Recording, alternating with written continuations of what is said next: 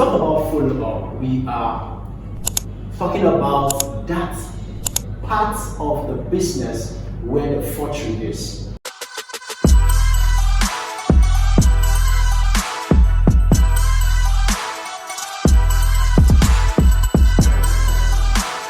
This is the skill that brings the money always, and that's why we say the fortune is in the follow-up. Now, whenever someone has seen the opportunity, one of the biggest mistakes or the biggest issues is when you are expecting everybody who sees the opportunity to join instantly. No. When they see the opportunity, expecting that everyone who sees the opportunity will join instantly is going to really be a problem for you, especially if you joined the business instantly when you started the business. Yeah, I understand. You expect that everyone will behave like you, your contacts, they will all sign up instantly. And because they didn't sign up instantly, you begin to have problems. You begin to feel agitated. You begin to feel like, am I sure this is going to work for me? Now, don't worry. If you understand the skill of follow-up, you won't be having those issues in your business. So, when we talk about follow-up, we mean taking your prospects who have seen the opportunity from one exposure to the other, from one activity to the other. For instance, someone attends the BOM, someone watches the video you sent. What's the next step? The next thing is you do a validation call. After the validation call, you invite the person. The validation call is another exposure, right? Yes, it's a contact. Now, then you take the person to the initial planning orientation and the quick start guide. And then you go to the next exposure. Then you begin to take the person through the SMO, the standard method of operation. Then you take them exposures after exposures after exposures. You bring them to a home meeting, you bring them to an event, you bring them to various activities in the business. Follow up. Now, when you are doing your follow-up, especially after the prospect has seen the opportunity, there are certain questions they might be asking you. There are certain questions they might be asking you. One of the questions they might be asking you, which could also serve as objections, which they will be raising. Okay? I need you to understand something. Most times, these questions they ask you or objections they raise for you, they are natural. Nobody wants to feel like he's an easy sucker. Like, you just showed me something, I didn't object, I didn't say anything, and then I paid my money. Right? You want them to join your business, but they would naturally want to object because they want to feel that they are smart. Do you understand? It's a natural instinct of a human to want to, find out more or ask a question or object to what you are saying. So I want you to understand that when they raise objections as to the reason they are hesitating to sign up to the business, it is natural. So when you are confronted with such objections, because that is why you are following up, because there is an objection, there is a hesitation, right? But if you know what to do, those objections, those hesitations will not be a problem. Now the goal is for you to know what to do. So let's say you are brought forward with an objection. So let's think about it. Objections, questions, all of these things, they fall under two categories. The first category are objections or questions that come because the prospect, that person, has a limiting belief in himself or herself. So, the person is asking a question because there is something limiting he has about himself being successful in the business. He has a limiting belief. He does not believe that he, with all the problems, the challenges, the issues, the excuses that he has, that she has, would succeed in the business. So they will bring it out to you and they will start telling you things like, I don't have the money. It's because I don't believe I can raise the money. He doesn't believe he can raise the money. I don't have the time. So he believes that because there are plenty things happening and he has so many other activities, how would he be able to succeed in this? So these are objections, questions, things that emanate because of a limiting belief in himself or herself. So that's the first category of objections you are going to meet.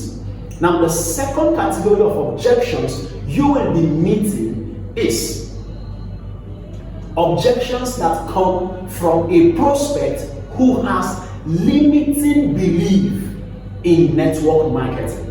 Limiting belief in the industry of network marketing. Alright, so we have two categories. So the second category here is the limiting belief in the business, in the industry, in your company, in whatever opportunity you have presented to the person. Very important. Now, ladies and gentlemen, tell me this. You hear people ask you a question. Is this one of those things? Is this a pyramid scheme? Is this not networking? Hey, how much money are you making? They ask you questions as regards the business opportunity, the industry, or network marketing. So they raise objections. So these are the two kinds of objections. Now, how do you handle them? Okay, I'm going to give us a very simple framework to handle any of these objections, all of these objections. Now, one of the best and easiest way, one of our mentors taught, is ask a question. What I mean by ask a question is question the objection. Question the objection. Why? Because sometimes when they are raising an objection, they don't really know what they are asking. They are not really sure. They just felt like to ask the question. They don't really know. And when you ask them the question and they answer it, it will give you a better understanding as to how to respond to that objection. So for example, someone raises the objection, I don't have time to do this business. You ask the question, how much time do you think you require to build this business? Do you see that? So you question the objection. So any objection the person is asking you, find a way to question the objection. So how do you handle them? Now, if a prospect is asking you or is raising an objection that is in line with a limiting belief in himself or herself, two things I will give you. Number one is tell a story and then ask a question. So you tell a story, okay? You ask a question. Now, always remember, in every objection you are responding to, please don't attack the person. Don't challenge. Don't be offensive. And don't be defensive.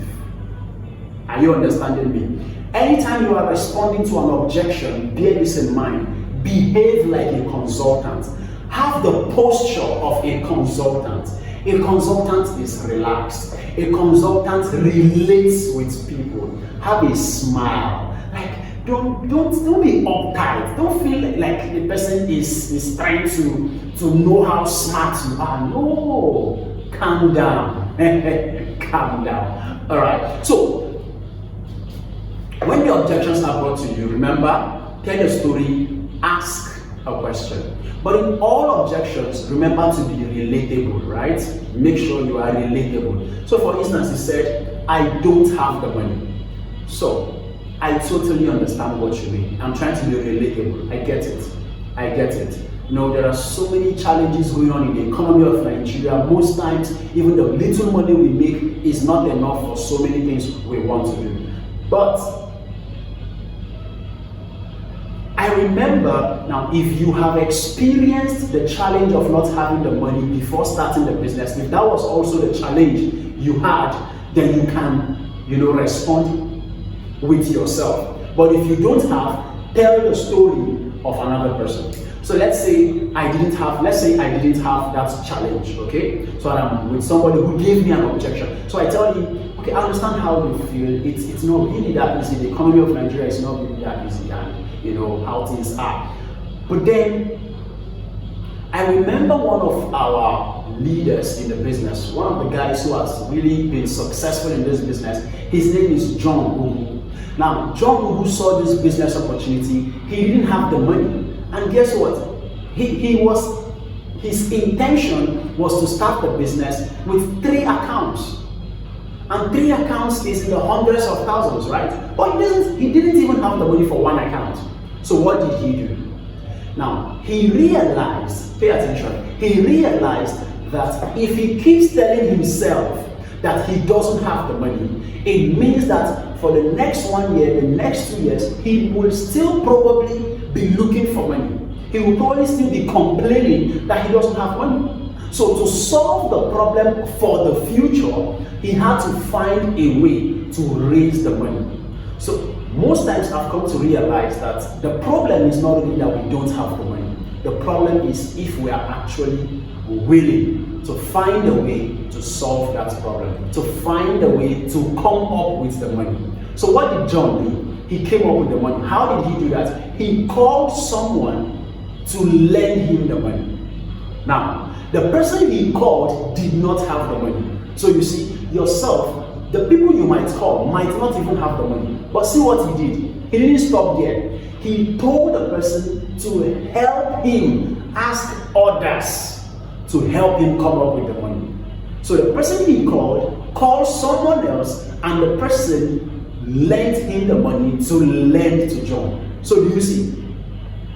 He was able to come up with the money not directly from the person he reached out to, but from the person that person reached out to.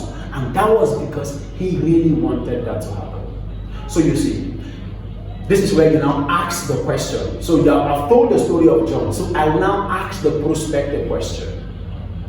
Tell me, if I could show you different ways, if I could show you a way that we could guide you to come up with this money, will you be willing to allow me guide you to do that? Do you understand? So the person says, yes, I will be willing. So you can now follow various processes of either giving him the message to raise funds from his contacts, his colleagues, his friends, his family, okay, to raise money from them. Or he could do BAI, right? He could do BAI, write his letter, and then follow other processes, right? Maybe start booking his call and get sign-ups from his list and start something, right? Something.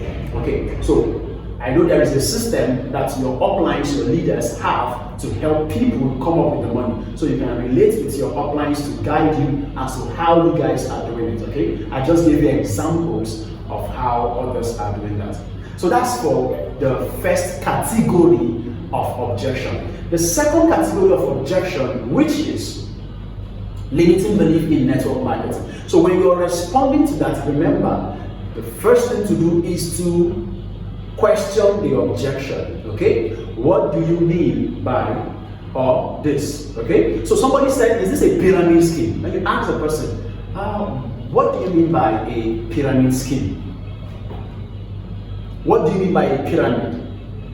Now, so the person will now help you understand what he is actually saying. So you get it. Sometimes people just ask questions, they don't really know, and they just give an objection. They don't really know what they are giving. Let it just be that they give an objection, okay? So you ask, you question the objection, right? So you've done that. The person now says. So to respond to the objection for limiting belief in network marketing, I will also give you 2 steps. The 2 steps is very simple, which is ask them to tell you their story that led to that objection. Did you get that? Ask for a story that led to the objection. And then, of course, ask other questions like a consultant. So let me help you understand that. Remember, the first one, you tell them a story, ask the question. This one, you ask them to tell you a story that led to that objection, and then you can ask subsequent questions, and you can ask questions. So let's say the person asked me, is it a pyramid scheme, or is it network marketing, or whatever. Then I ask the person, okay, what do you mean by that? The person tells me, I say, oh wow. Tell me, it's like you've been involved in something like, you've been involved in a pyramid scheme or a network before. Tell me, what happened? Tell me the story. So when did this happen? Were you the one involved or someone else was involved? What happened that discouraged you? What happened? What was the challenge? What was the issue?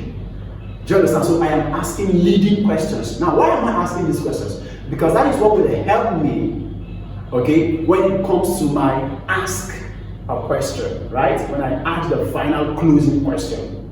So the person tells me all the things that happened. Maybe the person whom he signed up under was dubious, or whatever happened, he lost his money, or all of those things. So the person tells me. Now be careful to be sure that it was actually a network marketing business they did before, or if it was a Ponzi scheme. So if it was a Ponzi scheme, you should tell them to their face that what they did was not a network marketing business. It was a Ponzi scheme. And this is the reason why it is called a Ponzi scheme. And do you understand? So help them understand what they did, first of all. So if they actually got involved in the network marketing business but failed, this is what you do. So after you've asked all those questions and they've given you answers. So let me say somebody said he joined the business, maybe the person, his upline or leaders were not faithful, integrity, dubious, whatever. Okay, and that got him irritated, or he did it, did not succeed, did not make money.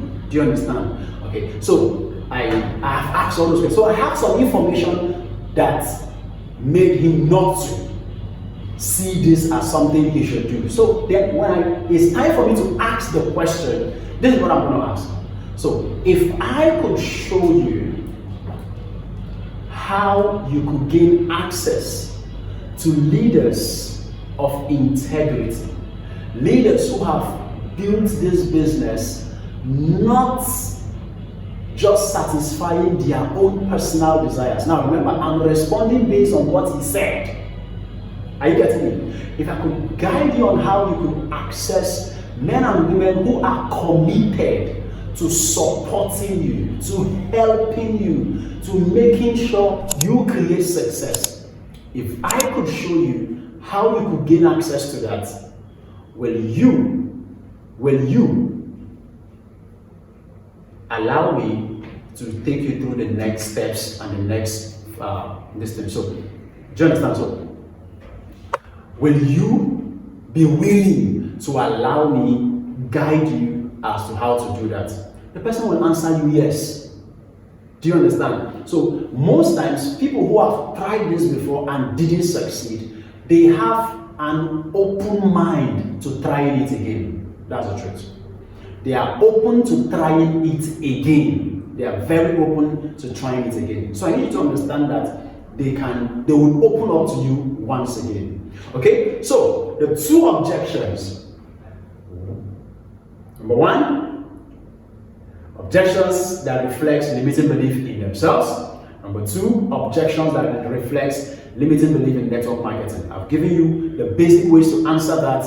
First, question the question. Then, for limiting belief in self, remember, tell them a story, ask them a question. For limiting belief in network marketing, remember, question the objection and then ask them for a story before you ask the question.